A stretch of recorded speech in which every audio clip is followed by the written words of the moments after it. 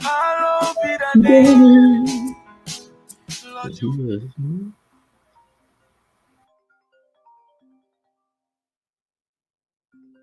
Well, this is Family Connection Network, and we want to say thank you so much and welcome to this edition.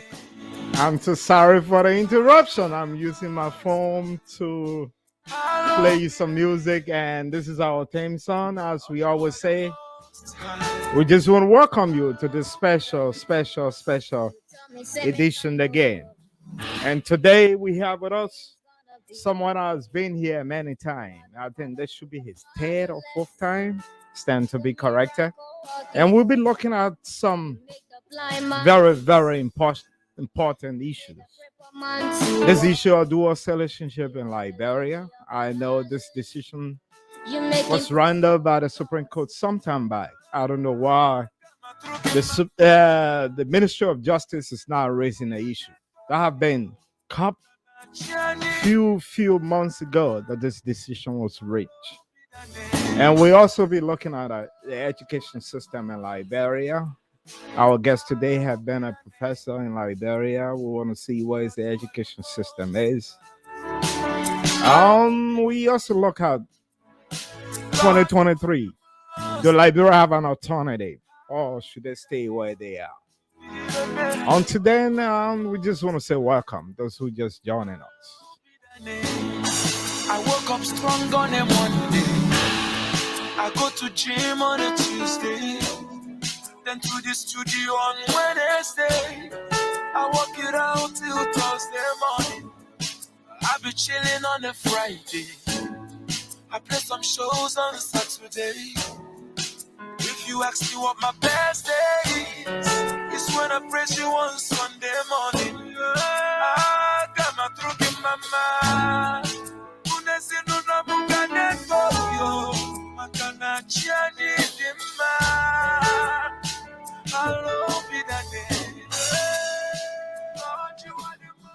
We want to say thank you so much for joining us. We want to say welcome. Our two colleagues, Ben and Levi, are not here today. Not sure, maybe within a program. Levi may join in on that due to some reason that it cannot be here today. But hey, the program will have to go on.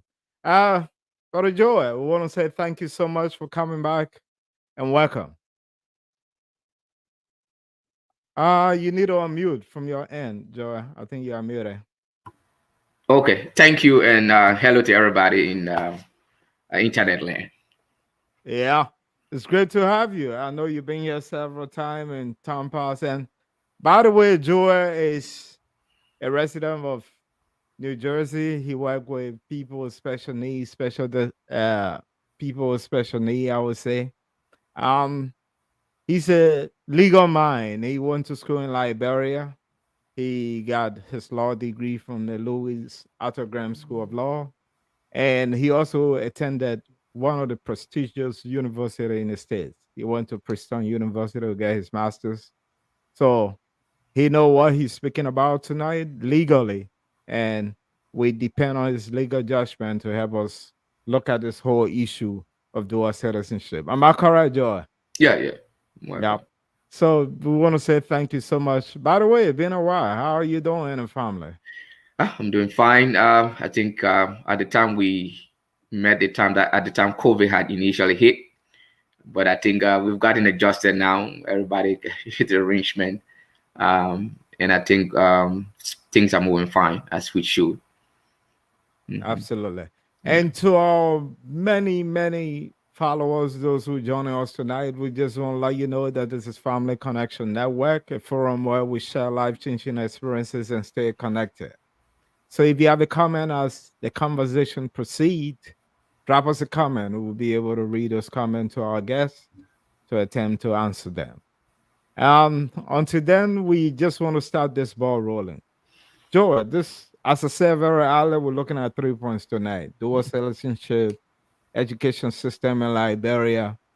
Come 2023, do Liberians have alternative in change of leadership, or should they stay where they are? So let us look at this whole dual citizenship thing. Draw through it. Because I remember there was a Supreme Court ruling. I don't have it handy right now, which has been, I think, If not, it should be some 3 or 6 months ago Mhm, that this ruling came down. mhm. Why is the justice ministry now making an emphasis on that?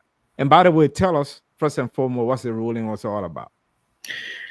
So the ruling was about this guy they call Arvin T. Jallo. He was denied, I think, a passport, and he has admitted that he's a Liberian citizen. And the guy said that he's a U.S. citizen, and because he admitted that he's a U.S. citizen or had a U.S. passport, the guy said that they could not give him a Liberian passport. So he's a lawyer, he's a lawyer. Jallo is a lawyer too, a Liberian lawyer, and so he disagreed with them. I think whether he was trying to file a case against them or have standing, usually before you can go to the court, you must have standing. So that created standing for him now to challenge the law. So I've been decided and say, okay, that I don't agree with you guys denying me the right to have access to the passport on the basis because I say I'm a U.S. citizen. So he took up the case with the Supreme Court. And the case was at the Supreme Court for almost 9 years. It was there. And the Supreme Court decided to look into his arguments. So his arguments, number one, was that there cannot be automatic loss of citizenship. All right. One, he said that the alien nationality law. So they have a law they call the alien nationality law. Now, to be very clear for those who listen to us, the issue of dual citizenship is not really addressed in the Constitution. Where it is really addressed is in what they call the alien and nationality law. Now, the alien nationality law was enacted by the legislature in the 70s. And that law governs citizenship, immigration, and all the things you can think about. So under that law, it says that when you take another citizenship, you lost your citizenship. When you serve in another foreign army, you lost your citizenship. So those were acts that you take. So automatically, when you come to the U.S. and you decide and say, I want to join the U.S. Army, under that law, you lost your citizenship. Or if you decide and say, I want to be a U.S. citizen, a Canadian citizen, or a Nigerian citizen, you lost your citizenship. So having T. Jallo challenge the law, they went to the court and the court agreed with him. The Supreme Court said, yes, that under Article 20 of our Constitution, you cannot deprive somebody of property, privilege, or any rights until there is a hearing, there's a due process. So the Supreme Court said that those provisions in the alien nationality law were null and void because they did not give the person who lost his citizenship due process of law. So that was basically the decision. So are we saying that the Constitution supersedes the alien and nationality law? Yes, the Constitution supersedes the alien nationality law. So in order of laws, whenever the legislature is making a law, they have to make sure that law is consistent with the Constitution. So in Liberia, one of the problems we have is many times when they're making those laws, there's no much like in other countries you find where they have professionals who will be able to analyze the law for the legislators. They will analyze that law, tell them some of the conflict, tell them some of the issues. In Liberia, many times they don't do or go through all the processes. Somebody will just get a bill, bam, bam, bam, bam. They have one or two hearings on the bill, bam, bam, bam. They pass it. So that's what can happen usually in Liberia. So many times they'll fix a law, and that law many times will always be inconsistent with the Constitution. So the alien nationality law was inconsistent with the Constitution, according to the Supreme Court. Great. So according to you, Brother Jallo went to the Supreme Court and this issue stayed there 9 years. At the end of the day, that was a ruling. And indeed, Yeah. the alien nationality law does not hold in his case. It means he won the case. Yes. So it's been almost, I think, 3 to 6 months. And recently we just saw a letter from the Minister of Justice to the Foreign Affairs Ministry, letting Foreign Affairs to know that even people who have American passports should be authorized to own a Liberian passport. Why did the Justice Ministry write such a letter? So the Justice Ministry, usually when it comes to enforcement of the law, so to be frank with you, under the Alien Nationality Act, the Justice Ministry play a major role when it comes to the enforcement of that law. So they are actually the body that can challenge you to say you want to lose your citizenship. So that's one of the important role the Ministry of Justice have there. Now, although the ruling have been long ago and they said that, to be frank with you, there are two purposes there. One, they have a legal purpose to do that. All right. So under Liberian law, they have what we call a prosecutorial discretion. So in other words, you have the judiciary, they interpret the law, the legislature make the law, and you have the executive branch of government. But the executive branch of government will look at her resources. She can decide what law to enforce and what law not to enforce. They have that power to do that. So if you see the justice minister writing an official letter now, number one, not only that he's politically he's telling, the justice ministry has two purposes, especially the minister of justice, two purposes he has. Not only that he's a defender of the law, but he's also there to carry on political policy of the president. Now, Jowea is clear on this issue. One of the things he has been clear on, to his credit, is that he's supposed dual citizenship. All right, Jowea supposed dual citizenship. So apparently, he realized that the ruling here, to some extent, support his own argument he's been making for the dual citizenship. So he authorized his justice minister and say, hey, I want you to, make this letter, send this letter to the foreign affairs minister, telling him that, he need to make sure that this letter is giving effect to all the embassies around the world. So there's a political purpose there and there's a legal purpose. But to be frank with you, the justice ministry have a discretion what law to enforce. And so what they are saying, that letter is saying to us now, is that the justice ministry is no longer going to be enforcing any law that would deprive a Liberian who has maybe a dual citizenship. That's what they are saying. Okay, if the Constitution support dual citizenship, why then did the government of Liberia include a referendum for dual citizenship? Now, the current Constitution has there's a clause. There are three clauses in the Constitution that deal with citizenship. Article 27, Article 28. They deal with citizenship. Now, the only area where the Constitution is clear about dual citizenship is when a person who is born have one of their parents that is not a Liberian. All right. If you look at the Constitution from Article 27 going on to Article 28, you will see there that it talks about any person who is born, one of whose parent is a citizen of another country, we have, when they reach to the age of majority, they will have to make a decision, take some affirmative action to renounce one of the citizenship. You understand? So under the Constitution, the only people that are affected by the whole dual citizenship issue are those who parents, when they, at the time they were born, the parent, for example, I have a Nigerian, for example, you have a Nigerian father and your mother is a Liberian. You were born to that Nigerian father, you are born to that Liberian mother. Under the Constitution, it says when you reach the age of 18, you are to renounce one of the citizenship. But the Constitution does not address the issue of those whose parents are natural born Liberians. So I'm Joel Bimba, born unto Mr. and Mrs. Elizabeth K. Bimba, father Liberian, mother Liberian. The Constitution does not deny me the right to have citizenship or dual citizenship. So under the current Constitution, the argument that those of us who are on the other side are making is that the present Constitution does not say that a Liberian, a natural born Liberian whose both parents are Liberians, can lose citizenship. That's the argument. And that is why you remember the last time when we're looking at the propositions, the referendum, I said that those propositions are not better. The current Constitution as it is far better. It protects natural born Liberian with two parents who are Liberians more than that proposed referendum. And that is exactly what happened here with the decision of the Supreme Court. So can we conclude that there's no need for referendum? Where we are would be more better than even doing anything beyond that. Am I correct? To be frank, there is no need for referendum. What the legislature need to do is to go back over there and redraft the law and to be clear about what they did, because the mistake they made there, if you look at the ruling, is the legislature was talking about automatic forfeiture of your citizenship. That's what they were doing there, automatic forfeiture.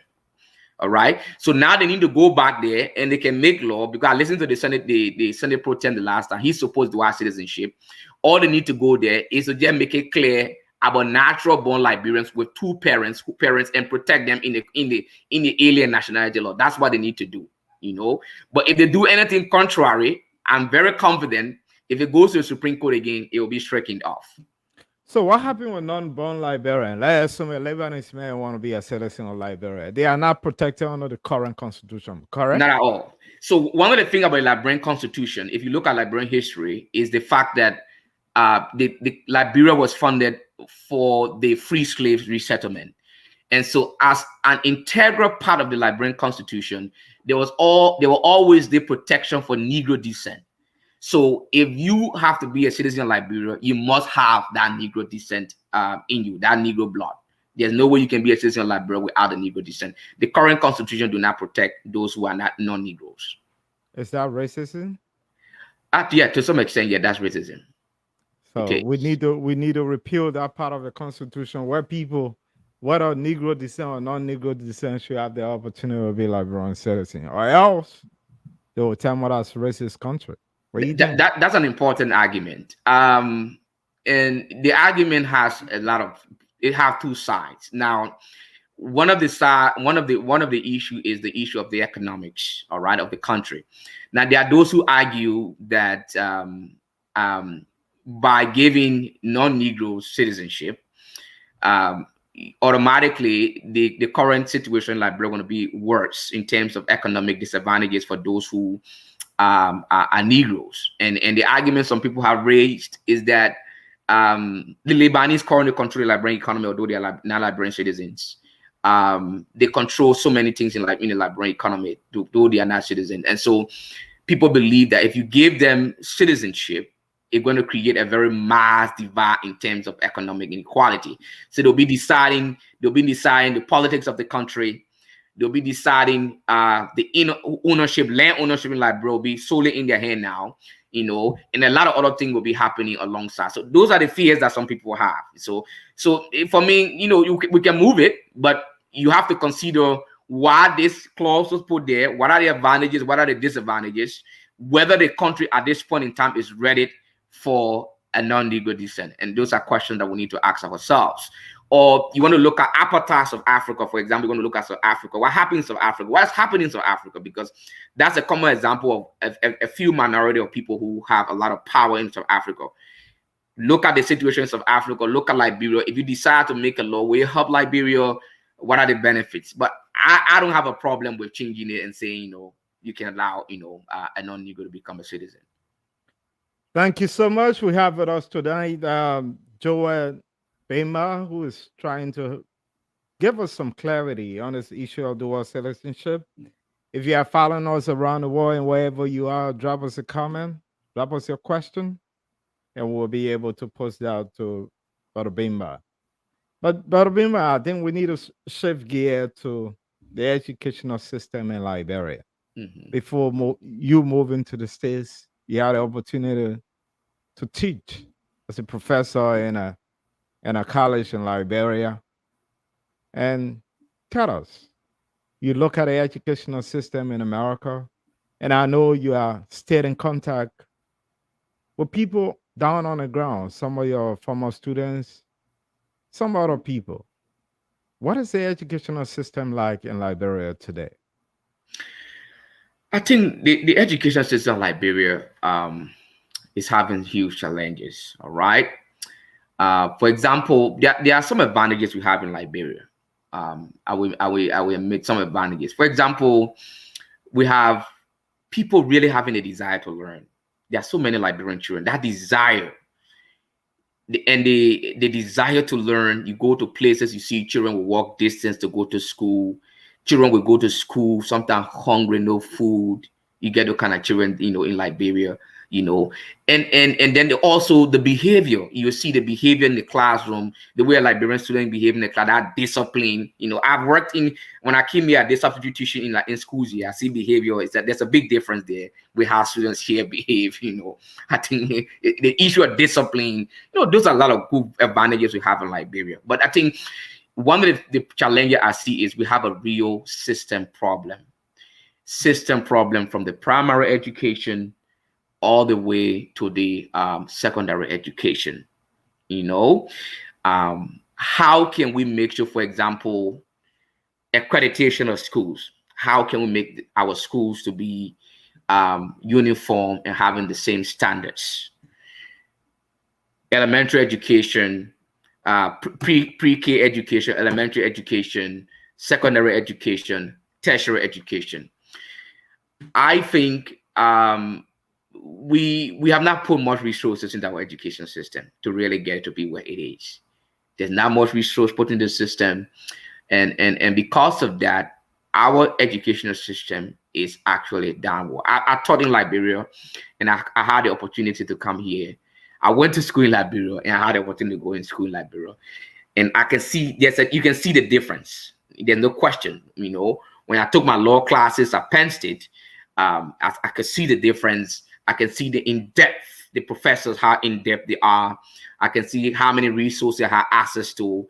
I can see how my level of reading, how it went way up, you know. I have to adjust to the level of reading, the capacity of reading.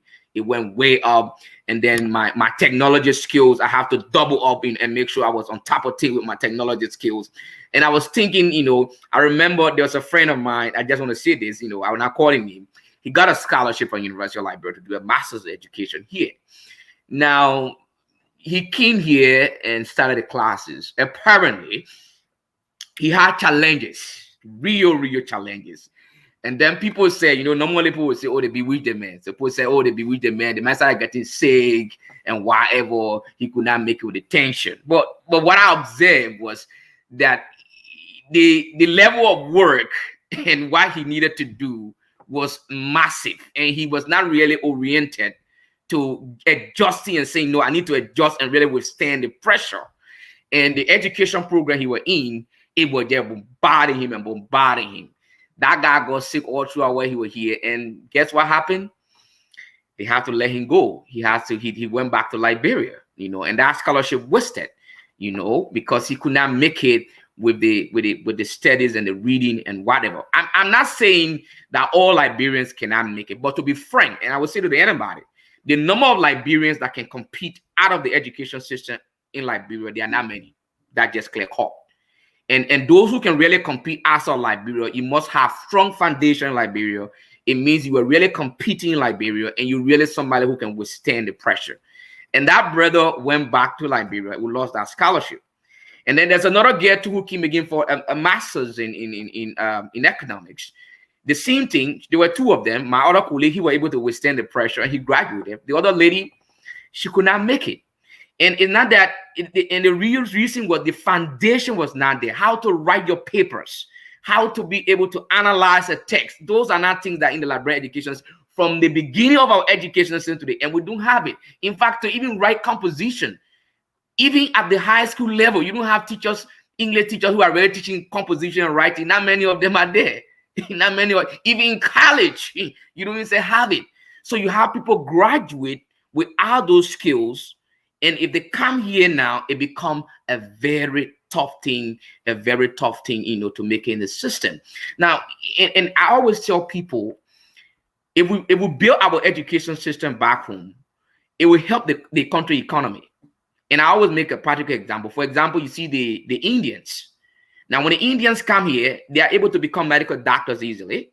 They're able to become computer engineers easily. And the reason they're becoming computer engineers, not because of the American educational system, is because from their countries, they already have a strong foundation that when they come here, it's easy for them to compete at an ease.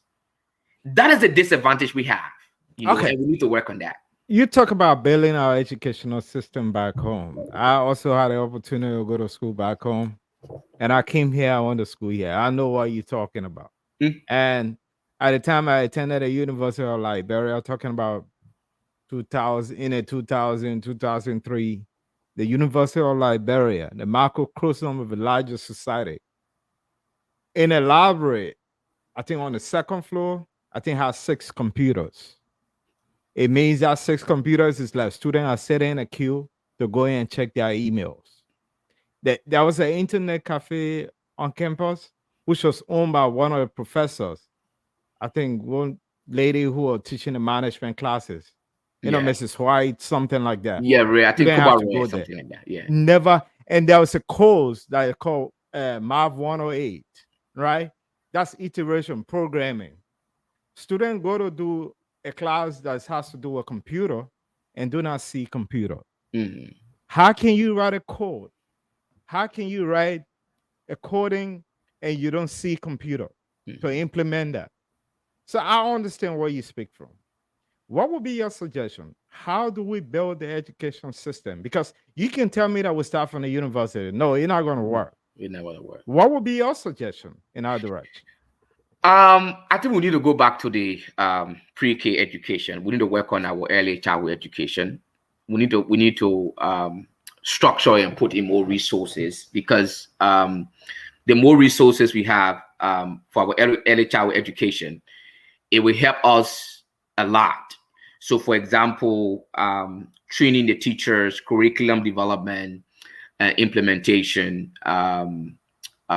making sure that they get the necessary resources, accreditation. Now, one of the problems I've been having is that I'm having problem with building too many schools, and so we have to work on quality and not too much of access. So like I noticed even the Jawia government, he also tried to do access, all right? Free education, when Ellen Johnson selling the build multiple schools. Take for example, Lofa County. Can we have, for example, a regional high school in Lofa County, technical high school education in Lofa County, for example, one major one there. And then at a different district level, can you have strong junior high schools that will feed that particular high school? So children leave from the high school from the different district to go to that particular high school. Can we work on that? So we need to go back to our early childhood education, work on the early childhood education, training teachers, training people in those various areas, and then make sure we run an effective program at the early childhood education level. But if we are not working on doing that, it becomes difficult for us to have a change. We need to focus on early childhood education. That's where we need to begin from. I agree with you. If you are out there and following us, this is Family Connection Network, the forum where we share life changing experiences and stay connected. Tonight, I got with me Joel Bimba, who has been in the education sector and also a legal mind. He had the opportunity to attend Penn State, so get his master's right here in the U.S. So he know what the education system in Liberia look like and what it look like in America. He gave us real experience that not everybody who goes to school in Liberia can survive the educational system in America. Correct? 100%. Who will 100%. you recommend for the American school system who had the foundation in Liberia, who claim to have gone to school in Liberia? Um, yes, there are a lot of good students in Liberia, and there are some good schools in Liberia. To be frank with you, there are schools in Liberia that try their best to make their students. Now, if I were in Liberia and if you wanting to make sure that the children in Liberia get good education, send your child to a school where the principal of the school is well educated. They have everybody in the subject areas. In every subject area, they will have somebody at most a bachelor's level. That's the kind of school you need to be sending your child to in Liberia. Do not send your child to school where somebody in high school is teaching high school chemistry and have a high school. You don't want to do that in Liberia. You don't want to do that. You want to see that the school have a very strong policy against bribery. There's no bribery in the school. All right. The teachers are well paid, meaning that the teachers are well paid. The principal is on top of time, on top of things with those students. Now, students in those schools, to a greater extent, they will be able to survive outside of Liberia. The school, there's no bribery. The teachers are well qualified. For example, if your child is doing biology, the teacher in that school might have a bachelor's in biology. They might have a bachelor's in chemistry, bachelor's in physics, mathematics. Those are the schools you need to be selecting in Liberia to send your children. And you also must make sure that they have a library. There's a library, not just a library, joking library, a well-developed library. There are schools in Liberia that have those. For example, Convent has a very good library. I think Riggs, I've seen that. There are some schools in Liberia that have good principles and things are in place. Now, those schools, the children in those schools, to a greater extent, will have advantage when they leave Liberia. To a greater extent, they will have advantage. But those schools that you find where you have 100 students in the classroom, that's a big red flag. Those schools where you see the standards teachers are selling grades, nobody get no supervision, that's a recipe for chaos. I'm not saying students from those schools can't make it, but the students from those schools that will really make it, the number of them that will make it will be very, very, very narrow. All right. At schools where you see the teachers are sleeping with the students. You don't want to get there. In high school, yeah, but you don't want to send your children to organized schools. You don't want to do that. Yeah, Joel, but yeah, you find out that even the parents support their children. They try to talk to the instructor, talk to the teacher, bribe the teacher so the student can pass. What do you make of that? It's a culture that have been built in Liberia. So one of the things I noticed in Liberia, there's a mindset, and the mindset has been that there's nothing for nothing in Liberia, meaning that success depend on, you have to give somebody something. And I think parents, generational from since the Civil War, I want to believe, because before the Civil War, I heard a lot of good things about what happened, but that mindset, it has crept into the whole educational system in Liberia, to the extent that parents themselves, because here's how it operates. If you are a parent and you were able to bribe your way through, you also going to tell your children the same thing. So that's the cycle that's happening. It's a generational issue now, So there's a generational of people who they grew up, they have their children, they did those very things, and they believe that those things, they owe it to their success.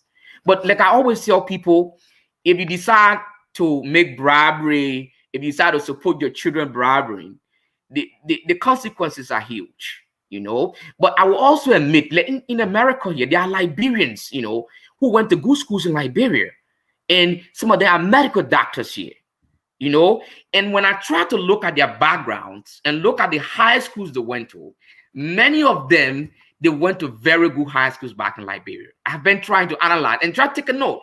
There are a lot of Liberians here who have made it. They have become medical doctors. Some of them are lawyers. Some of them are nurses. Like I have one of my former students back at UMU. She has a bachelor's in nursing. She did her nursing with the Ganta School of Nursing. She also graduated from Smart Institute, but she did her A and she came to UMU and she did some courses in my department. She sat the nursing board exam and at first try she passed. No question. First try, she didn't go to school in America, never went to any school in America. She sat the nursing board exam. I encouraged her, I said, hey, you can make it. She sat the nursing board exam at one try and she smacked it. She's now licensed in New Jersey and she's licensed in California. Great. See what I'm talking about? Now, I try to analyze her background. I try to do deep back in her background, just to see how she managed. Few things that I saw she went to a very good high school in Liberia. Besides that, I taught her personally. And in my classes, she was never, she was not never giving any excuses. She was right there with things. So I saw the results. So to be frank with you, there are Liberians in Liberia that can make it, but you have to be extremely disciplined. You must have a self-discipline because the system in Liberia itself doesn't encourage people. But you, the student, as an individual, must have a lot of self-discipline, and you must try to be around schools or teachers, professors that will challenge you. Now, even at the University of Liberia, there are good professors. Even at AMU, UMU, there are good professors. But one of the things I noticed, students always try to avoid the challenging and tough professors. You know, when I was in law school at the University of Liberia, the current dean, I always like him, and people, you know, they call him Nibali Warner. He's been one of my favorite professors. I always talk about him. This guy is tough. He doesn't joke with his law classes. If you miss 1 or 2 classes, you are out of Nibali class. He doesn't joke with you. You come to class, you must be ready. And because of that, you know how many points needs to be in Nibali class? Only sometimes 3 persons, 3 students in Nibali class. And you have 150 students in another professor class running away from Nibali. Not that he was bad, but all because Nibali was disciplined. And I went through his rigor. When I came here, I realized that, okay, that was the best decision. So when you're doing courses at the University of Liberia, do not run away from challenging professors. Those who are not asking you for money, those who just want to teach the material, they want to just, don't run away from them. Stay in those classes. You will never regret it. Thank you so much. Because you went through a vigorous training on a tough professors that what got you to where you are. That what made you to succeed through Penn State University. So we can say you graduated from what? CW what? Yes, I went to CWA. I graduated from CWA. So you had a foundation. Going to CWA, you know what I'm talking about. I do. I will be frank with you. At the time I went to CWA, it was at very best. The principal that we have at the time, I always can talk about him.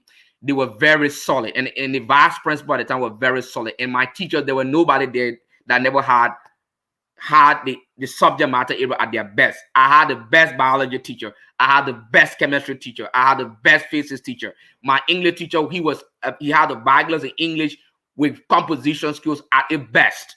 So I would say at that time, I don't know about now, our class was a very super class. In fact, the Deputy Auditor General of the Republic of Liberia currently was part of that class. To tell you now how strong we had a class. You know, so I think there are schools in Liberia that are upholding, that are really doing well. If you have a good principal, a vice principal for academic affairs who is just there, the school can be good. But if you don't have those, don't waste your time sending your child there. It's a problem. Okay, thank you so much, Brother Joel. I know if you just joining us, we have with us Joel Bimba, one of those who attended school in Liberia, and he had the opportunity to teach us well.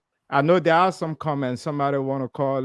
Before we go to our next talking point, let us just address this from Gabriel Ball-Webbs. He said, I think I have a problem with what the discussant said concerning the composition. Okay, let me put this on the screen. I think you'll be able to see that. Composition in school not been tough. He did not do any survey from school to come out with finding to say what he said. He went to school in Liberia and he know about composition. Did he learn it from Liberia or did he learn it from America? Do you care to comment on that? Yeah, Gabriel, I got your point. I understand. I did not do a survey, but and what I'm trying to give you here, I'm giving you experience, and I'm not saying that all schools. Maybe you will understand with me. All schools. The number of schools I taught in Liberia, I taught at elementary level. I've been a teacher in Liberia. Let me just make you understand. I taught in Liberia at elementary level. I taught at junior high level. I taught at senior high level. I taught at the university level. So not only that I taught at those levels, I also did a master's in education. All right. So and then not only that I did that, I had the opportunity to attend UMU. I attended University of Liberia. I attended Cottington. So you can see how broad experience I've had with the system, not only teaching. So I'm giving you my experiences. But I would tell you, and you just need to go in your community and go and look at the different high schools there.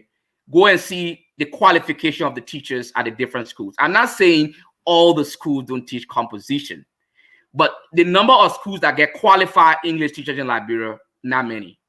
Not many. And that's just about it. And that is why our education system is at the bottom. We are at the bottom of the educational system. If you look at our own performance in reading, you need to pull out the data. When you look at the performance in reading and mathematics, you are not nowhere. We are not nowhere as a country. And the reason we are not nowhere as a country because it's a systemic problem. So if you look at the ranking countries in Africa, you look at your reading and math reading level. Just go with the reading and math reading level in Liberia. It's down. you know, and I'm just giving you a reason why that is happening. Thank you. Thank you so much, Joe. I know we got a lot of people commenting around there. We'll come back to their comment, but let's complete our third talking point for tonight. I know you do a lot of writing. I Hmm. follow you on Facebook, and you make a lot of comment on the Liberian political system.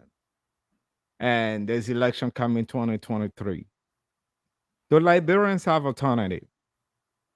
If yes, what's the alternative? If no, should they stay with where they are right now? I think the Liberians, there's really no clear alternative yet, because I've been analyzing the various groups.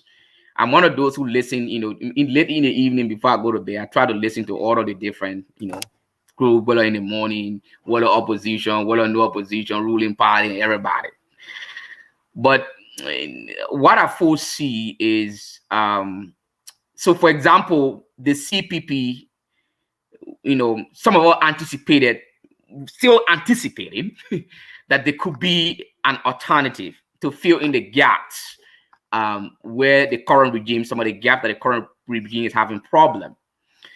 But from what I'm noticing, they are currently having a fracture, and that fracture they are having is not a minor fracture; it's a major fracture. All right, it's a major fracture. So like now, they are not focusing on the main issues. The main issue that they should be focusing on, they are no longer focusing on those issues. They are focusing among themselves now. So the attention now is about them. It's no longer about the national issues. Number two, 2023 is far away. By this time, they should be able to have a clear agenda as to what their plans are, telling us, okay, here are the gaps, and here's what we want to do. Bam, bam, bam, bam. Now, they have not yet been able to even come up with something yet. Now, the argument will be that the individual political party has something, but I have not seen anything tangible yet for us to look at and say, okay, here is an alternative vision. Now, even the incumbent government, they never really had a vision also as well. They took over, they never had a vision. And we saw what happened. Later on, they crafted something very quickly. And we saw how in the first 3 years of their regime, we saw the crisis. The crisis in the first 3 years of their regime was very huge. But Now, although, yeah. Can I interject? They got Yeah. the proper agenda. Yeah, the proper agenda. Why would you say that they don't have a vision? The proper agenda is there. No, is that not the vision? That agenda, they created it after they came to power. They landed to power now. They were in power and they were fighting back and forth. Now, if you even look at the proper agenda, they are not really following the proper agenda as it should. And the reason was because it was not something that was well thought of, well crafted, and say, okay, here is our plan. Now, one of the things I noticed that our politicians are not taking note of is whenever you are transitioning from one government to another, the other government that is coming should be really ready to move. And my fear for the CPP people here is that because they are not ready, they are having crisis. Let's assume their crisis continue. Let's assume they win. They are going to have a huge crisis, not different from what we had in the first 3 years. Part of the reason why we had a crisis in the first 3 years because he never had an agenda. They were struggling back and forth, back and forth. They struggled and it created tension, and that tension affected the entire country. You see what we're talking about here? So the CPP does not have a well articulated plan. They are still fighting who to hear the ticket, whether Joe Bimba, whether Cummins. Now, I have said one person have to decide and say, hey, I will sacrifice for the sake of Liberia. Joe Bimba can say, I support Cummins. Cummins can say, I support Bimba. That's the only way that we have a very solid plan and move together. But as I'm seeing it, if Bimba decides to run alone, I don't believe Bimba can win the elections if he decides to run alone. If Cummins decides to run alone, I don't believe he can win the election if he decides to run alone. So they have to make a decision now and saying, okay, we're going to go as one. Because if you look at the demographic, you can't underestimate Cummins. Cummins have been working, to be frank with you. Cummins have worked From the day he lost elections, he's not giving up. Now, if they go to the polls and divide it in the second round of the elections, his supporters will not be willing to support Omen Boakai. Neither way, if Boakai goes to the second round, Kumi's supporters will not be willing to support Omen Boakai. So if they want to really have a strong foes and want to show themselves to be an alternative, they need to quickly decide who has this ticket. Quickly, they need to do that. And like I told somebody, they should do that no later than December. So, anything beyond December, in my opinion, it will be problematic. Because you know why? The incumbent has a problem. I agree, they have gaps. But one thing people need to understand, when you are already in power, it's easier to deal with a lot of issues. You have finances to your advantage. You are the largest employer in the country, especially in Liberia. So those are advantages that the current regime has to their advantage. And I can foresee they're going to use it to their advantage. You see, Joe, we are using the citizenship issue. He's not joking. This citizenship issue, that political issue. Joe Weir is trying to, gain support in the diaspora. He's trying to split the diaspora support. That's the implicit thing he's doing there. And because he noticed that that CPP is having crisis, he's smartly using everything to his advantage. Even the issue of the idol, the little boy, the boy who said, found the 50,000. There's something that he's trying to do there. He's trying to rebuild his image, at the expense of the crisis in the CPP. I know. At the expense of a crisis in CPP. Yeah. So what would you suggest to the CPP if they want to be an alternative? You're talking about them having a ticket by December, which we don't see working because there's still a wrangling, there's still a fight on this issue. Somebody, there's something wrong with the framework agreement. Is that a critical issue for now, or they need to start on the right footing? I think the whole framework agreement issue, I don't see it. I think the way they handle it was the problem, So I think the dispute resolution clause in the framework document, the way they drafted it, I think was the problem. I think they should have gone for arbitration to solve their disputes. That's why I would think they should have put in that framework document. In other words, that all other crises that they would have had among themselves, they should have settled the crisis in-house. All right. And that's why people do arbitration. When you hear about arbitration, sometimes we buy these things and say, oh, you agree to arbitration. One of the reasons why competitors do arbitration in law is because they know that information is power. So they are afraid that when they go to court with a customer and the litigation is going through, there are certain information that will come in court that will put them to a disadvantage. So I think in CPP framework, one of the mistakes, I think the lawyer did not really foresee this.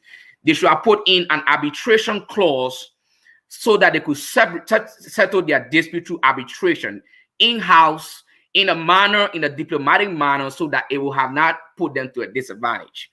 But now they are outside there, and the battle is continuing. So my suggestion to them is Omen Boakai is now in charge. He has to quickly move, be very, very fast. I'm sorry, I've criticized him. People don't like me to say this, and sometimes they believe I've gone from Lofa. I think he's passive. He needs to be more active and more forthcoming with issues now. Between now and 2023, no longer being sitting down. He has to move. He has to get on his feet. So he needs to reconcile the CPP quickly. 2, he and Kumin need to sit down and say, gentlemen, brother Cummings, you and myself, going alone, Boakai has to accept the fact that if he goes alone, he's going to lose. Cummings has to accept the fact if he goes alone, he's going to lose. They have to come to terms with that if they really want to be together, because there's no way they can win the incumbent president going separate. I'm one of those who believe it. If any, I know other people disagree, but I don't agree. But I'm looking at the map. So Joe Boakai, if Cummings decides to go alone, he's going to lose Lofa. Lofa is not going to vote for him.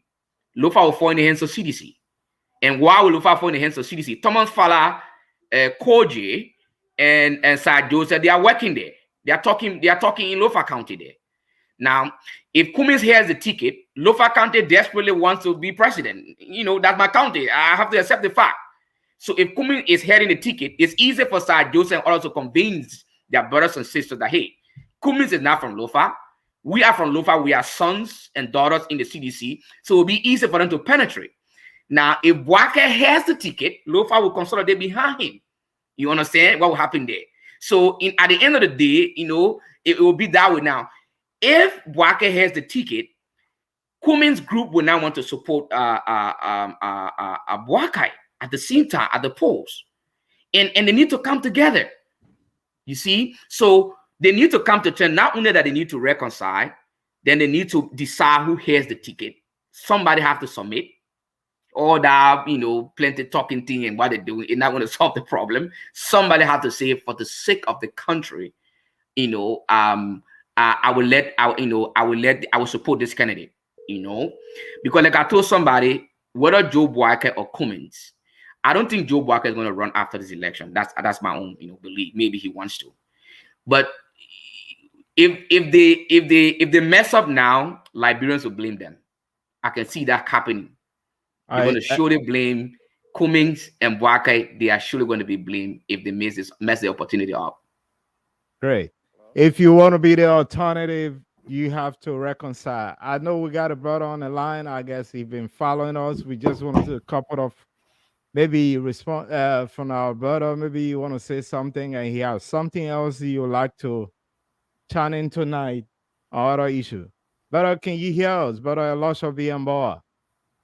Yes, I'm hearing you. Good evening, good afternoon, good morning from all around the world. I know you follow the discussion and you equally want to give us some information. Do you care to comment on a discussion before we proceed to what you have to say tonight? Unfortunately, I was in another meeting, so I did not really follow the conversation, except if you want to update me, then I can have a response. No, we can make just proceed. I know you have something you like to share before.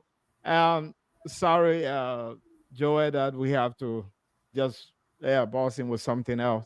A brother has some organization because we have less than 5 minutes to go. We just thought to take him, maybe take some comments from him.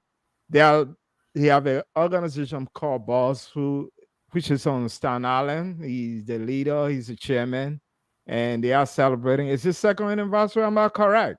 Yes, you are correct. Maybe he want to give out some information. Go ahead, Mr. Barr. Thank you so much, Brother Fasa, and let me extend thanks and appreciation to your guests. Unfortunately, because of my engagement, I could not follow the conversation. I would have loved to really follow the conversation, and that would have put me in a better position to give my should I say suggestion or my thought. But however, I'm here about way of introduction. My name is Aloysius Bimba. I'm the chairperson for a group that exists on Staten Island. The name of the group is the Brothers of Substance. Our motto is making a difference. We were established in 2019. And this month, the 7th, was our second anniversary. But because of the COVID, as we all know, all around the world, COVID have devastated activities, and Boss is no exception. So we were not able to celebrate on the main day, but notwithstanding the anniversary committee came up with 2 events to cover up our celebration.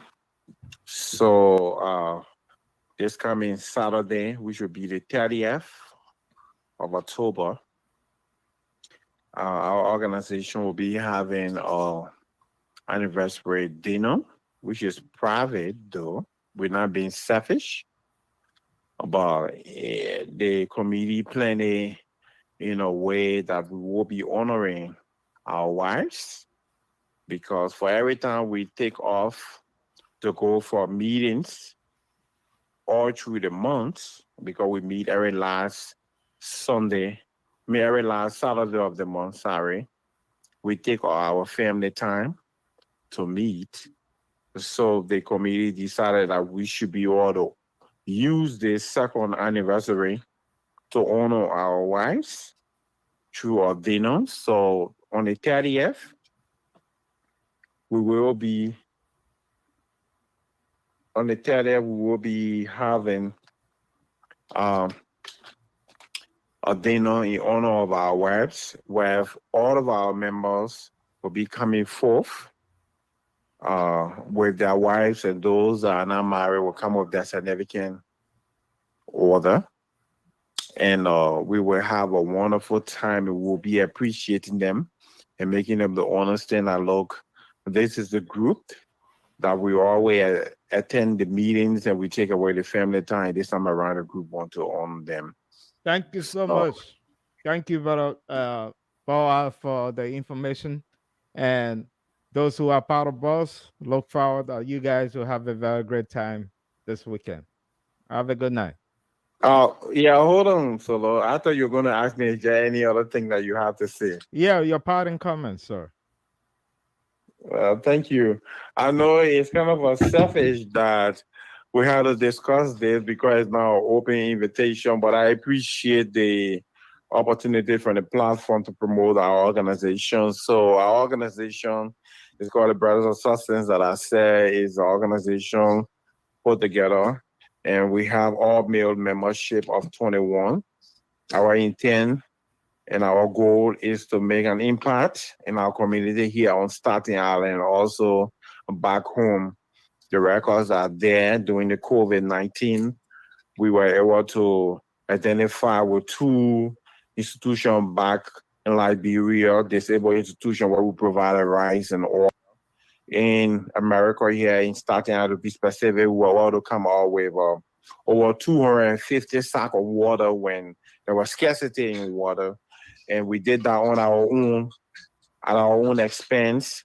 And we were able to drop all the water to the doorsteps of those of our elderly people and even some young people who did not have either the means to purchase or our older folks who did not have the means to get out there.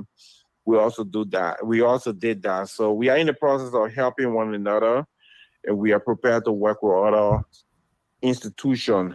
To climax on our anniversary, on the next day, which will be Sunday, the 31st, we'll be having a Thanksgiving service at the Christ Assembly Lutheran Church located on 27 Hudson Street in Staten Island.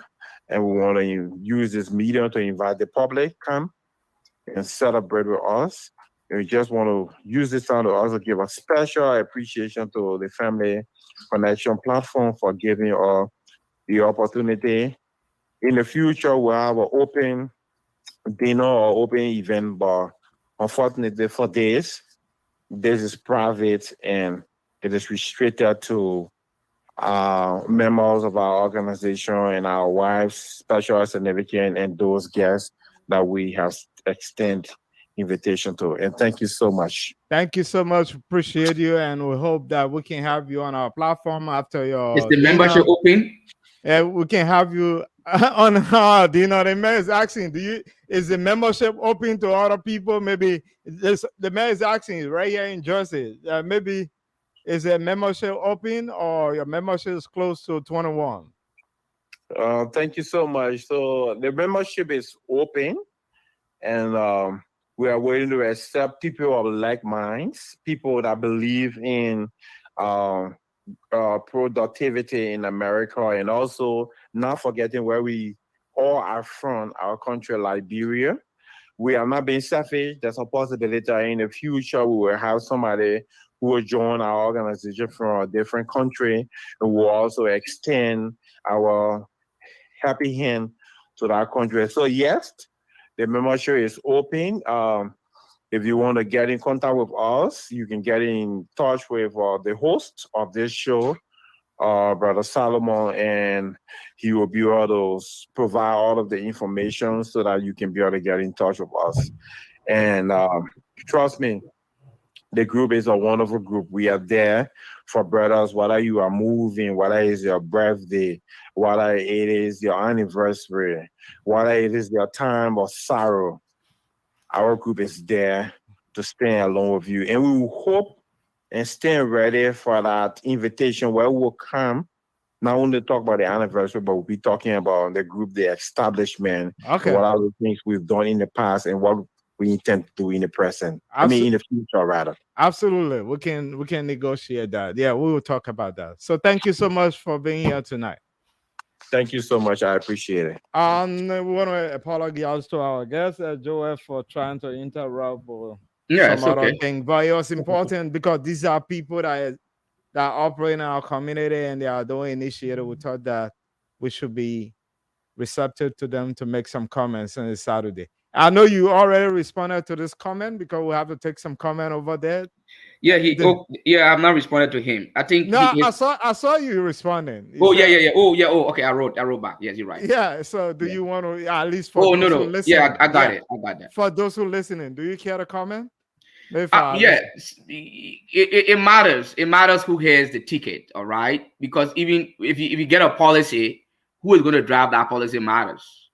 You know, you could have a policy and somebody do not implement it. So I'm Joel Bimba. Maybe the policy you have, I'm not prepared to implement it. So there must be somebody who connect with the policy, who the people will say, okay, I see him and I believe that he can really implement the policy. So both matters. Matters. Thank you so much. And we want to say thanks to many of our followers tonight. We want to say thank you so much, Deacon Taylor Brown, for being out there and making your comments. I think he also alluded that he and Nimari Wono attended University of Liberia and they were colleagues. They did. I think this is one of his comments. He said, "Oh yes, it is the student, not the school." When you are discussing the issue of accountability and what have you, and Yeah, yeah, and Tilly Brown is both. It's not just a student. It's both. It's the school and the student. And okay, this is why if we follow if you put that argument forth, then it will not really work. That is why you see people send their children to certain schools. There's a reason for doing that because the curriculum of the school, the quality of the education, and whatever. And I believe that Tilly Brown, you will not just send your child to any school. I surely believe so. And the reason why you not do that, Tilly Brown, because you do not just believe that it's just about the student. yeah, it's Yeah, not just it's about both. the students; it's Yeah, it's both. both. So it's play on both sides. So Yeah. you were able to excel and maybe to survive the educational system in America because of your foundation. You want a good To be foundation. frank with you, I have so many mentors that really shape me. Whether we're in the classroom and beyond the classroom, I have people who really shape me. And those things were an asset that have to drive me. Not everybody, every student have that opportunity that I have.